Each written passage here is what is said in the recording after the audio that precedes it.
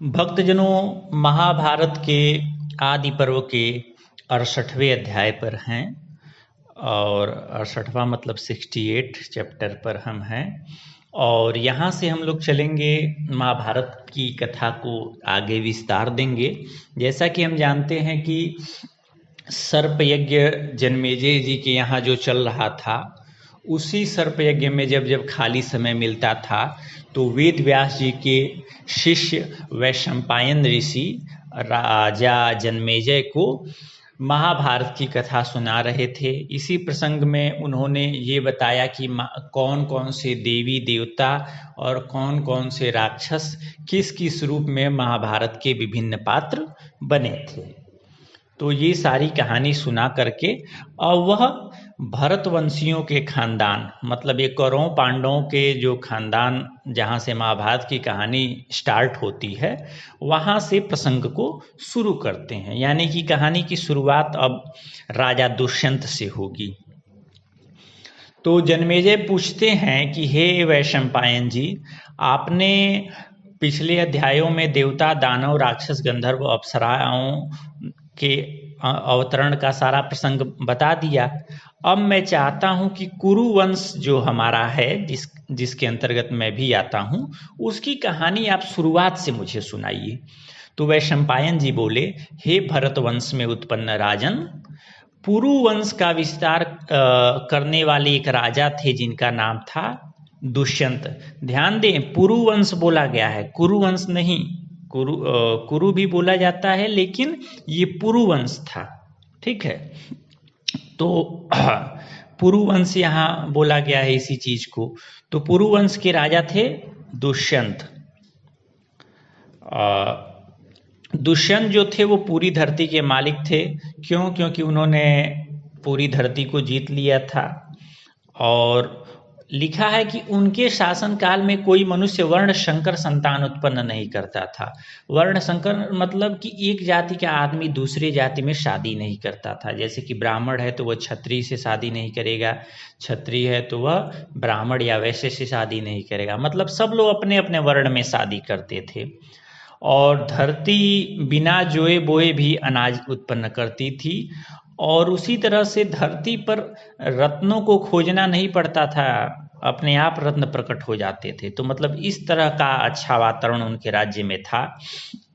और उस समय न चोर थे, न ही कोई रोग व्याधि रहता था। समय पर बारिश होती थी, अनाज भी बहुत पौष्टिक थे, ब्राह्मण भी बहुत अच्छे थे। राजा दुष्यंत जब अपना शासनकाल कर रहे थे तो उस समय वो बहुत नवयुवक थे और काफ़ी विद्वान और पराक्रमी भी थे। गदा चलाने की क्रीड़ा में वो काफ़ी निपुण थे। तो इस तरह से राजा दुष्यंत की महिमा बताते हुए ये जो 68वां अध्याय है वो समाप्त होता है। अब हम 69वें अध्याय पर आते हैं, चैप्टर 69 पर। और इसमें राजा जन्मेजय वैशंपायन जी से पूछते हैं कि दुष्यंत के लड़के जो राजा भरत थे, जिनके नाम पर हमारे देश का नाम भारत पड़ा, उनकी उत्पत्ति कैसे हुई और उनके बारे में बताइए। और उनकी माता, भरत की माता जो शकुंतला थी, उनके बारे में हमको सारी बातें डिटेल में बताइए कि दुष्यंत ने शकुंतला से कैसे शादी किया। और ये सारी चीज़ें मैं जानना चाहता हूँ, हे वैशंपायन जी आप बताइए। तो वैशंपायन जी बोले कि एक बार जो आपके पूर्वज राजा दुष्यंत थे, वो बहुत सारे सैनिकों और सवारियों के साथ अपनी चतुरंगिणी सेना सजा करके एक वन में शिकार के लिए गए। तो जब गए तो नगरवासियों ने क्या किया कि राजा दुष्यंत का बहुत स्वागत किया। जब वह नगर से निकल रहे थे, महिलाएं कह रही थी कि अरे देखो तो सही, लग रहा है कि साक्षात इंद्र देवता जा रहे हैं। और फूलों की उनके ऊपर वर्षा हो रही थी। जो मार्ग में ब्राह्मण लोग थे वो लोग भी स्तुति प्रशंसा कर रहे थे राजा की। तो इस तरह से राजा वन के जो हिंसक पशु थे उनको मारने के लिए बड़ी खुशी के साथ नगर से बाहर निकले। और राजा की बड़ाई लिखी है कि राजा कितने शक्तिशाली थे। उसके बाद प्रसंग आता है कि जिस वन में गए, उस वन में जो था वो पर्वत की चोटी पर वो वन स्थित था, तो बड़ा ही दुर्गम था। मतलब वहाँ जाना और वहाँ पानी या मनुष्य की खोज करना बहुत ही मुश्किल काम था। तो उस वन में राजा पूरे अपने सैनिकों के साथ एकदम धावा बोल दिए और जो भी हिंसक पशु थे उनको मारने लगे। मतलब बहुत सारे बाघों को मार डाला, शेरों को मार डाला, मतलब जो भी हिंसक पशु उनको देखे, किसी को तलवार से काट रहे हैं, किसी को बाण से मार रहे हैं। मतलब सोचिए पूरी इकोलॉजी उन्होंने नष्ट कर दी, वहाँ के जितने पशु पक्षी थे मारना शुरू कर दिए। और गदा घुमा घुमा करके, चूंकि गदा घुमाने में बहुत उनकी हाथ सेट था, तो वो जंगली हाथियों को गदा घुमा घुमा करके मार रहे थे। तो इस तरह राजा और वही सारा वर्णन है कि किस तरह उन्होंने क्या किया कि पूरे जंगल को तहस नहस कर डाला और बहुत सारे पशु पक्षियों की उन्होंने हत्या की, जिसके चलते जंगल में जो रहने वाले कुछ आदिवासी टाइप के जंगली थे उनको खाने का मटेरियल मिल गया, बहुत सारे हिरन मिल गए खाने के लिए। तो वो लोग क्या कर रहे, अपना बना बना के खा रहे हैं। तो यही सारा प्रसंग है कि किस तरह से उन्होंने पूरे जंगल में तबाही कर डाली, शेरों को मारा, मतलब जो भी हिंसक पशु थे या जो मृग आदि थे सबको मार और करके उन्होंने उस जंगल को पूरा रौंद डाला। इस तरह से जो 78वां अध्याय है, 69वां अध्याय वह मतलब चैप्टर 79 जो है वो समाप्त होता है। अब हम 70वें अध्याय पर आते हैं। 70वें अध्याय में वैशंपायन जी कहते हैं कि राजा ने इस तरह से पूरे वन को रौंद डाला और एक हिंसक पशु था जिसका पीछा करते करते वो दूसरे वन में चले गए। और जब वो उस वन में गए तब तो क्या हुआ कि बाकी सेना उनकी पीछे छूट गई और बेचारे, जैसा कि पहले ही बताया गया है कि उस वन में तो जल का नामो निशान नहीं था, तो ये भूख प्यास से बहुत परेशान हो गए थे राजा दुष्यंत। वन के दूसरे छोर पर गए तो एक ऊसर मैदान मिला जहाँ कोई पेड़ पौधा नहीं था, उसको भी ये पार करके दूसरे वन में गए। उस वन में गए तो देखे कि ठंडी ठंडी हवा चल रही थी और उस वन का हर पेड़ फल फूल और वृक्षों से लदा हुआ है। उसमें बहुत अच्छे अच्छे पक्षी थे, कोयल कुहू कुहू कर रही थी, झिंगुर झिनझिना रहे थे।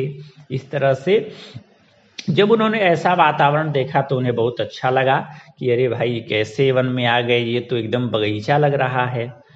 तो राजा बहुत प्रसन्न हुए और वहां पहुंचते ही उनकी थकान दूर हो गई क्योंकि ठंडी ठंडी हवा चल रही थी।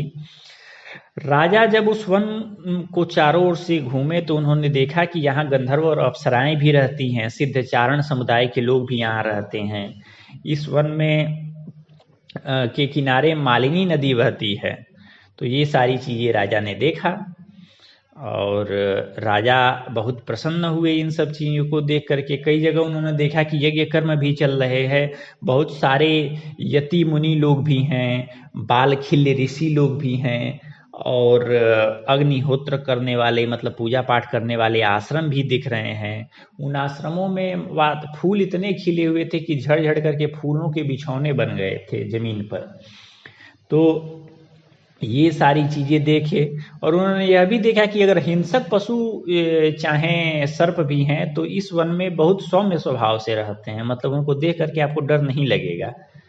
तो इस प्रकार राजा उस वन को देख रहे हैं और उस वन की महिमा का इस अध्याय में बहुत अच्छे से वर्णन है और बताया गया है कि ये जो वन है वो मालिनी नदी के तट पर स्थित है। और उसी वन में कश्यप गोत्र के एक बहुत बड़े धर्मात्मा ऋषि हैं, ऋषि कण्व, उनका आश्रम है। तो कण्व ऋषि का आश्रम जब उन्होंने देखा तो सोचा कि इस आश्रम में जा करके हमको ऋषि का दर्शन करना चाहिए। तो राजा अपनी सेना को बोल दिए कि भाई आप लोग तपोवन के बाहर खड़े रहिए और मैं कण्व ऋषि के दर्शन करने जा रहा हूँ, जब तक मैं लौटूं नहीं तब तक आप लोग यहीं खड़े रहिए क्योंकि हमको कोई डिस्टरबेंस नहीं चाहिए आश्रम में। ऐसा बोल करके वो उस तपोवन में चले गए और वहां जाने से पहले उन्होंने अपने सारे राज चिन्ह हटा दिए। समझ रहे हैं, आज के ज़माने में अगर हम लोग मंदिर जा रहे हैं लोग तो एकदम VIP वाला सिस्टम है और चाहे कहीं भी मतलब लेकिन उस समय सोचिए कि वो जब मुनि से मिलने गए तो उन्होंने मुकुट आदि सारे राज चिन्हों को हटा दिया और साधारण वेशभूषा में अपने साथ कुछ मंत्री और पुरोहितों को लेकर के उस आश्रम में गए ताकि वहाँ के वातावरण को बहुत ज़्यादा प्रभावित न होना पड़े उनके चलते। राजा देखे कि कई जगह वेद पाठी ब्राह्मण वेदों का पाठ कर रहे हैं, कई जगह यज्ञ के लिए जो वैदिक ऋचाएँ पढ़ी जाती हैं उनके बारे में उन्होंने सुना।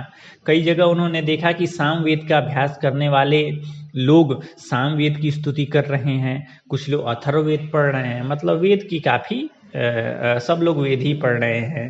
जो अन्य छोटे छोटे द्विज बालक हैं, मतलब ब्राह्मण लड़के हैं, वो संस्कृत वाक्यों का उच्चारण कर रहे हैं। तो मतलब वातावरण ऐसा था कि राजा को लगा कि मानो कि साक्षात वह ब्रह्मा जी के लोक में आ गए हों। तो उसी वातावरण की पूरी महिमा है। और साथ ही ये बताया गया है कि वहाँ ऋषि ऐसे थे जो पशु पक्षियों की बोली को भी जानते थे, मतलब समझने वाले थे पशु पक्षी के बोली को। तो इस तरह पूरे आश्रम की सुंदरता का वर्णन है। और राजा ने जब ऐसा आश्रम देखा तो उन्हें काफ़ी खुशी हुई, और इस तरह से राजा उस आश्रम में प्रवेश करते हैं और महाभारत का ये 17वां अध्याय यहीं पर समाप्त होता है। धन्यवाद मित्रों।